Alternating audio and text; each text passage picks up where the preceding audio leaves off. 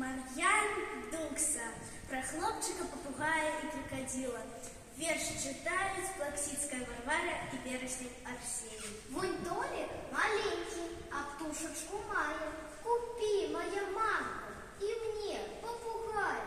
Ты, мамка, что темная? Усё на работе. А я с попугаем не буду у моркоте. Ён зробиться верным, сябом найлепшим. Нехай ён со мною вывучиває верши. И разом со мною танцует, спявает. И мама купила ему попугая.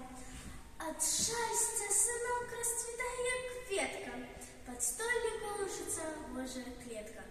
А у ёй что за птушка?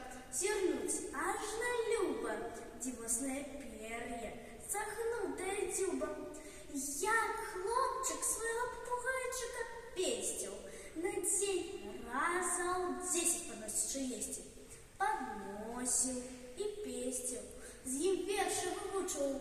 Нарешті йому попугай надокучив. І став нецікавим, чужим і нелюбим.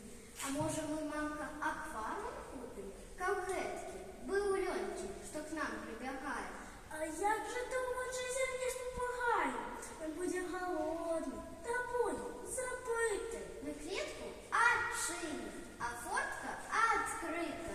Сдоволены будем по самой вушке. Колёта небе, як іншие пушки.